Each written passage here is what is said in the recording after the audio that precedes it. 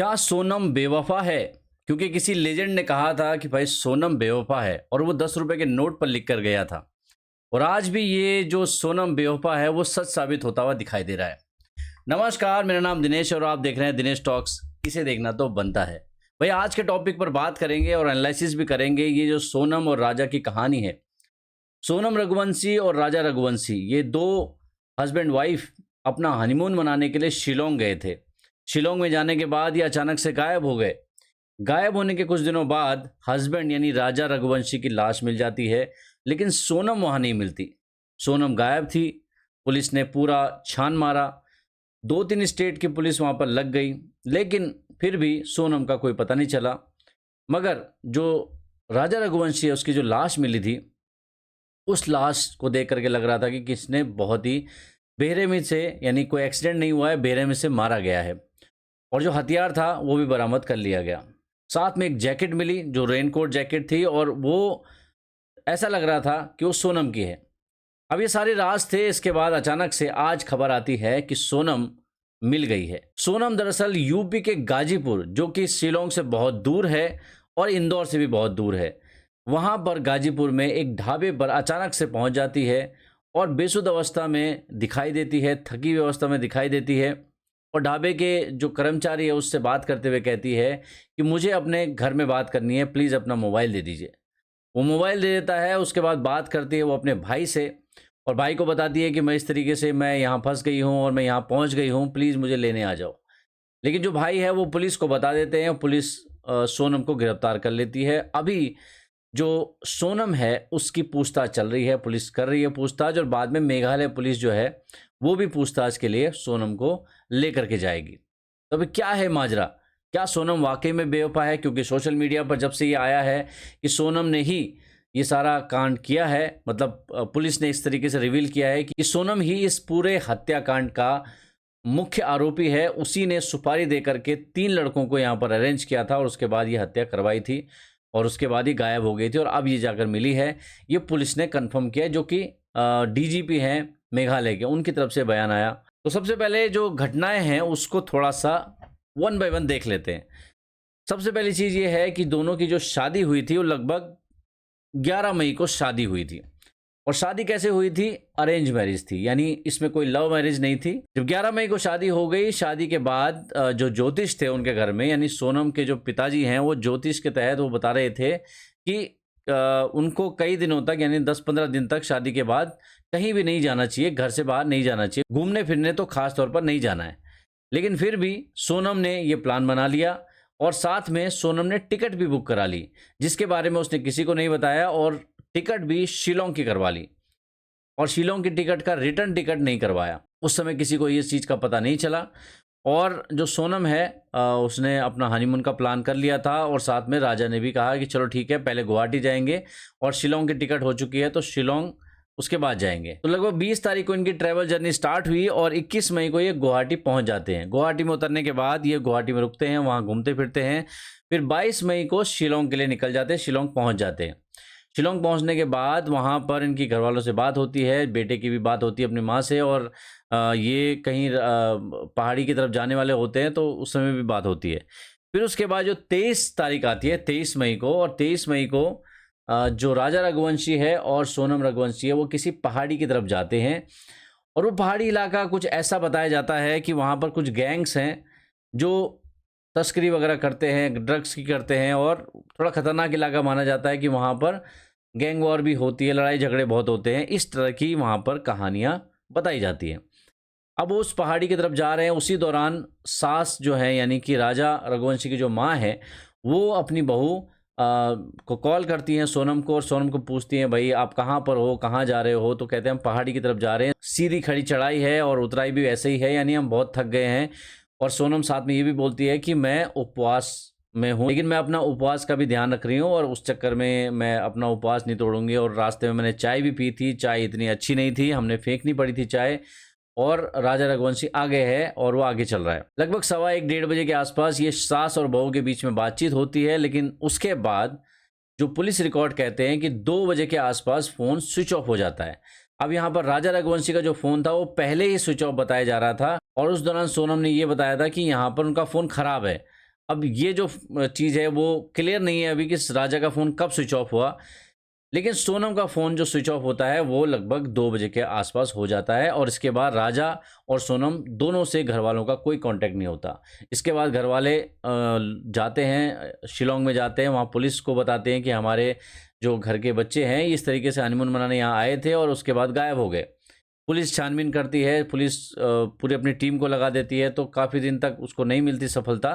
लेकिन उसके बाद 2 जून को जो है उस एक गहरी खाई में, यानी पहाड़ी से नीचे काफ़ी गहराई पर राजा रघुवंशी की लहूलुहान अवस्था में शव मिल जाता है। अब वो जो शव है वो इस तरीके से लग रहा था देख करके कि वहाँ पर जो पहाड़ी का एज होता है, जहाँ से अगर कोई गिर भी जाए या कोई एक्सीडेंट से गिर जाए या कोई किसी को फेंक दे, वो सिचुएशन वहाँ पर देख करके बिल्कुल नहीं लग रही, क्योंकि जो बैरिकेडिंग वहाँ पे कर रखी है, जो वहाँ पर रेलिंग डाल रखी है, वो उसकी हाइट इतनी है कि कोई किसी को उठा करके नॉर्मली उसको नहीं फेंक पाएगा।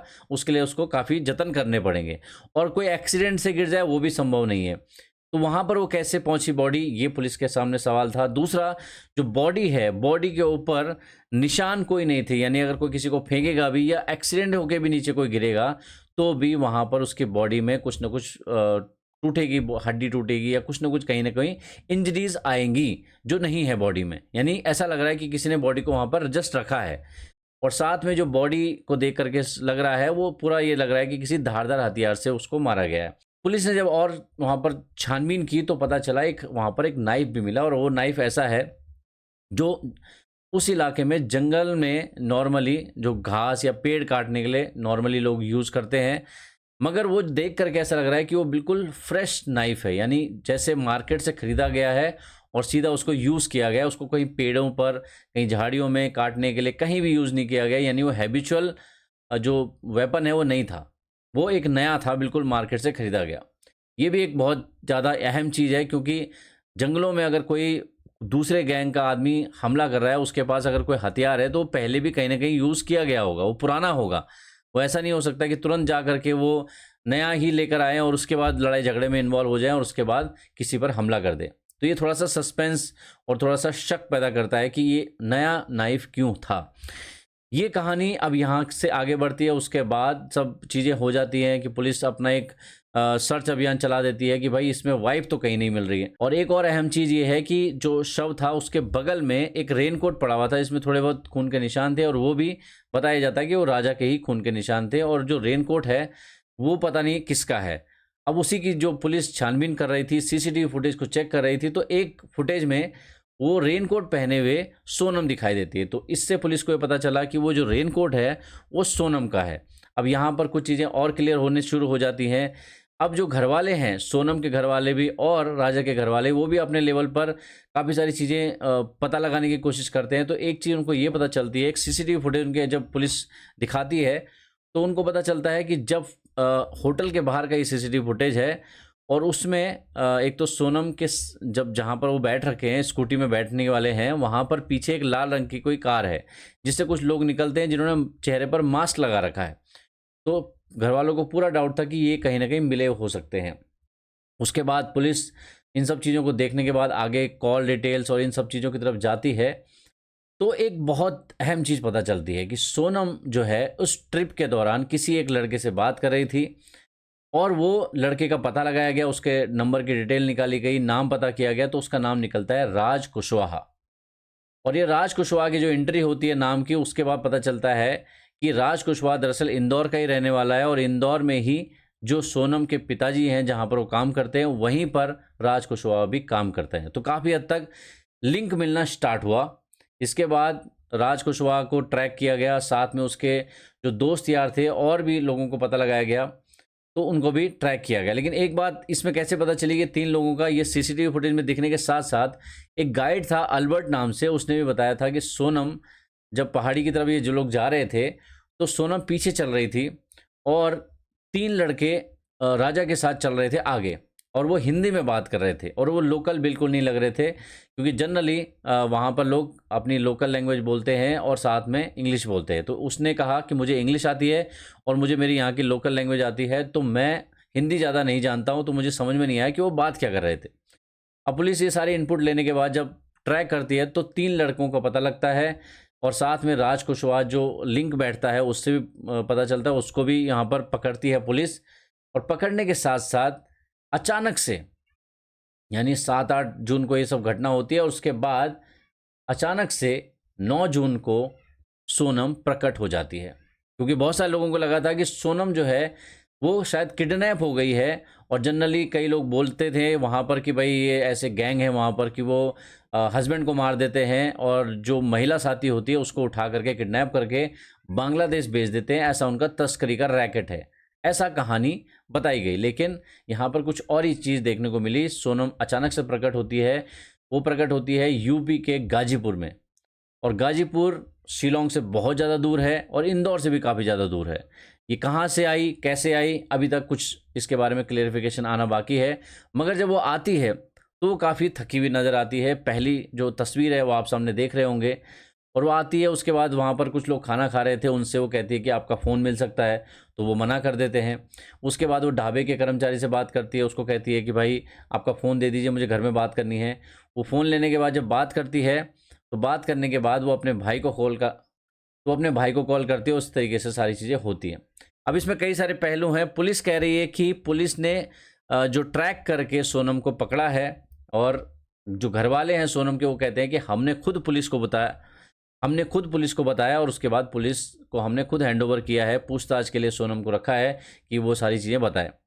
अब कई सारे झोल हैं, मतलब पुलिस जो है वो कह रही है कि सोनम ने बता दिया है कि वो इस तरीके से उसमें शामिल थी, और हमने कई सारे इलेक्ट्रॉनिक्स एविडेंस, मतलब कि जैसे कॉल डिटेल वगैरह होगी, लोकेशन डिटेल होगी, इन सब चीज़ों से कोरिलेट कर लिया है। मुख्य जो आरोपी है वो सोनम ही है, और उसने इन सब लोगों के साथ मिल करके सारा जो हत्याकांड है उसको अंजाम दिया। अब ये कितना सच है, कौन सच बोल रहा है?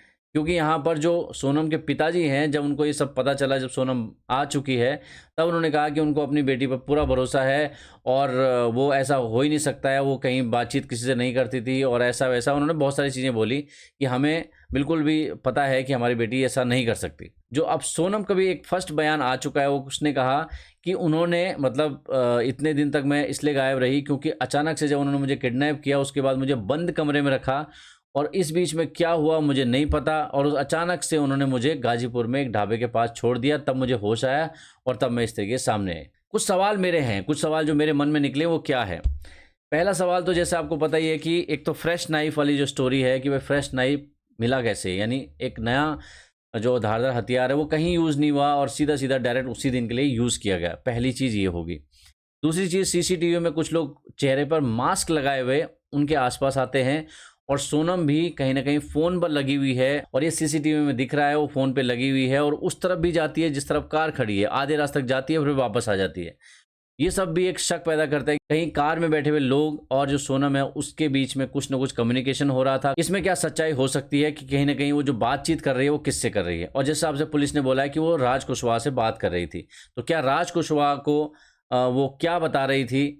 और साथ में जो घर वाले हैं सोनम की, उनको राज कुशवाहा के बारे में पता है, क्योंकि राज कुशवाहा जो सोनम है उसके पिता के ही यहाँ काम करते हैं, तो क्या उनको पता है कि दोनों के बीच में कुछ चल रहा था, कुछ अफेयर था? क्योंकि पुलिस ने इस तरीके की बातें कही हैं। दूसरी बात यह है कि क्या राजा को पता था? और इसके अलावा बहुत सारी बातें हैं कि जैसे सोनम ने किसी को नहीं बताया, उनको पहले प्लान कहीं और जाने का था, इसके अचानक से शिलोंग को इन्होंने अपने ट्रिप में शामिल किया, और इसके टिकट भी सोनम ने ही बुक कराई थी और सबको बाद में बता करके सरप्राइज़ किया था। साथ में सोनम ने राजा को कहा था कि आप गोल्ड चेन लेकर ही चलो, यानी उसको ऐसा बोल रहा था कि आप कहीं भी जा रहे हो गोल्ड चेन लेके चलो, जिसको लेकर के जो राजा की माँ है उन्होंने कहा कि भाई गोल्ड चेन लेके जाएंगे, ऐसे टूरिस्ट एरिया में जाएंगे तो वहाँ कहीं ना कहीं दिक्कत आती है, तो इसलिए इन सब चीज़ों को शोबाजी मत करो। मगर सोनम ने इस चीज़ पर जोर दिया कि क्या इस चीज़ का पहले से आभास था सोनम को कि कहीं चोरी का दिखा करके कि कोई आपको लूटने के इरादे से आ गया, इस तरीके से हो गया। दूसरी बात यह है कि भाई इतने दिन तक 7 डेज तक अगर वो बंद कमरे में भी रही, तो क्या बंद कमरे में कोई 7 दिन तक रह सकता है? यानी बिना खाना खाए पिए कैसे रह सकता है? बिल्कुल भी जैसे होता ना कि किस जगह पर कमरे में बंद है, कोई आवाज़ आ रही है, कुछ इलाका है, कहाँ है, उनसे जिसने डील किया है, जो 3 लोग थे जिसने अगवा किया है, जिसने अटैक किया राजा के ऊपर, उनकी आवाज़ें कैसी हैं, उन्होंने क्या नाम बोला है, क्या बोल रहे थे, कुछ तो उसने नोटिस किया होगा, क्योंकि उसके हस्बैंड की डेथ हुई है, कि भाई ये सब चीज़ें मेरे सामने हुई हैं और मुझे ये सब चीज़ें अगर मैं बताऊंगी तो जल्दी से जल्दी जो कातिल हैं एक्चुअल वाले वो पकड़े जाएंगे। मगर वो भी उसने अभी तक रिवील नहीं किया है। और जिस हिसाब से लास्ट फोटो में देख रहा हूँ, लास्ट फोटो को अगर आप गौर करेंगे जो अभी सामने आई है, जो जब ढाबे में थी, ब्लैक टी शर्ट और उसमें कपड़ों में है, उसमें देख करके आपको लग रहा होगा कि ये लड़की कहीं ना कहीं जो अचेत होने का नाटक कर रही है, यानी कि जो कमजोरी होनी चाहिए 7 दिन बाद वाली वो नहीं नज़र आ रही है। और जो अचेत अवस्था होती है नॉर्मल इंसान की, कि भाई अचानक से कोई किडनैपर आपको कहीं ढाबे पे छोड़ के भाग गया, उसके बाद की जो हालत होती है वो बिल्कुल नहीं लग रही है, वो बिल्कुल नॉर्मल लग रही है। लेकिन चेहरे से उसने अपने आप को ऐसा दिखाया कि वो बिल्कुल बहुत ज़्यादा थकी हुई है, मगर उसकी बॉडी लैंग्वेज वो नहीं बोल रही है, यानी दोनों के बीच में विरोधाभास है। अब तीसरी बात ये हो गई कि वो गाजीपुर तक कैसे पहुंची, यानी अगर किडनैपर ने इतनी बेरहमी से उसके हस्बैंड को मार दिया, इतने दिन तक उसको रखा, क्यों रखा, क्या उनका हित था, क्यों उन्होंने हार्म नहीं किया, क्या ऐसी उनकी उनके साथ यानी सोनम के साथ ऐसी हमदर्दी हो गई कि भाई उसको नहीं कुछ करना है और उसको यूपी में जा करके कहीं छोड़ देना है, यानी यूपी की लोकेशन ही क्यों चुनी? क्या वो यूपी के रहने वाले थे जो अटैकर थे? क्या संबंध है यूपी का? क्योंकि शिलोंग कहाँ हो गया और यूपी कहाँ हो गया? जब तक पहले बात हो रही थी कि भाई शिलोंग में जा करके शिलोंग के लोकल गैंगों ने ये सब किया है, मगर शिलोंग के लोकल गैंग उसको गाजीपुर लेकर के आएंगे और फिर छोड़ देंगे। ये कुछ माजरा समझ में नहीं आया कि भाई अगर कोई गैंग है, उसने लूटना है और तस्करी करनी है, तो वो जो आगे का प्रोग्राम होगा वो करेगा। वो ये इधर उधर ट्रैवल प्रोग्राम में क्यों घूमेगा, यानी वो यूपी में जा करके क्यों ड्रॉप करके आएंगे? क्या शिलोंग वाले जो गैंग हैं वो इतने ज़्यादा पावरफुल हैं कि वो इंडिया भर में कहीं ना कहीं इधर से उठाते लोगों को उधर छोड़ के आते? मतलब उनका कोई मतलब मूवर्स एंड पैकेट्स का बिजनेस है क्या? मतलब कुछ समझ में नहीं आया कि शिलोंग के लोकल में एरिया में जाकर के कोई क्राइम करके आ रहा है, उसको यूपी में जा करके डंप करके आ रहा है और एक बॉडी को वहीं डंप करके आ रहा है, वहीं पहाड़ी में अपने एविडेंस पूरे छोड़ दे रहा है, वहीं पर चाकू भी छोड़ दे रहा है, अपनी जैकेट भी छोड़ दे रहा है और सब कुछ कर दे रहा है। तो ये किस तरह की गैंग है? शिलोंग वालों को ये बताना चाहिए कि भाई आपके यहाँ जो एक गैंग है वो बड़ी मिस्टीरियस गैंग है, कुछ अटपटी सी गैंग है जो कुछ भी वारदात कर देती है, उसको कुछ पता नहीं होता कि कैसे गैंग चलानी होती है। उसके अलावा और बस यही है कि भाई शिलोंग से गाजीपुर तक का सफ़र कैसे हुआ, ये सबसे बड़ी मिस्ट्री है। और सोनम अगर ये कहती है कि मुझे कुछ पता नहीं चला, तो भाई 7 दिन बहुत बड़ा पीरियड होता है। 7 दिन में कोई ऐसे ही नहीं होता कि मुझे कुछ भी पता नहीं चला, है ना? ऐसा हो ही नहीं सकता कि आपको कुछ भी पता ना चले। ऐसा कौन सा या कोई इंजेक्शन आपकी बॉडी में लगाया गया? अगर ऐसा है तो आपका जो मेडिकल टेस्ट होगा उसमें बहुत सारी चीज़ें बाहर आ जाएंगी। अब कुछ सवाल, ये सब चीज़ें जो तैर रहे हैं, उसका जवाब पुलिस को देना है। अब जो सोनम के पिता हैं उन्होंने मेघालय पुलिस पर ये आरोप लगा दिया कि उन्होंने ही मारा है राजा को, और यहाँ पर मनगढ़ंत कहानी सोनम को इन्होंने आरोपी बना दिया है। तो अगर सोनम को आरोपी पुलिस ने बना भी दिया है, तो भाई इतने दिन से क्या सोनम को मेघालय की पुलिस ने अंधेरे कमरे में रखा था? उसके बाद क्या मेघालय की पुलिस पूरा ट्रैवल करके आई थी और फिर गाजीपुर में उसको छोड़ा था? क्या सोनम ने किसी की आवाज़ सुनी थी, किसी को बात करते हुए सुना था? कहीं ना कहीं कोई ना कोई चीज़ तो उसने सुनी होगी। तो ये क्या माजरा है? और उसने जो, अब क्योंकि लोग कह रहे हैं कि वहाँ लोकल गैंग से लड़ाई हुई थी, किसी बात पे तो कोई ना कुछ होगा ना, कि कोई बिना दुश्मनी के बिना किसी कारण से कुछ नहीं करता है। तो क्या चीज़ें हैं वो, ये जब तक बाहर नहीं आएंगी तब तक ये केस पूरा खुलेगा नहीं। मगर जिस हिसाब से चीज़ें नोटिस हो रही हैं, वो कहीं ना कहीं इशारा कर रही हैं कि सोनम कहीं ना कहीं इन्वॉल्व है और बहुत सारी चीज़ें वो छुपा रही हैं जो उसने अब तक बताई नहीं है। तो भाई आपको क्या लगता है मुझे जरूर बताना कमेंट सेक्शन में, और मैं मिलता हूँ नेक्स्ट वीडियो के साथ। तब तक के लिए जय हिंद।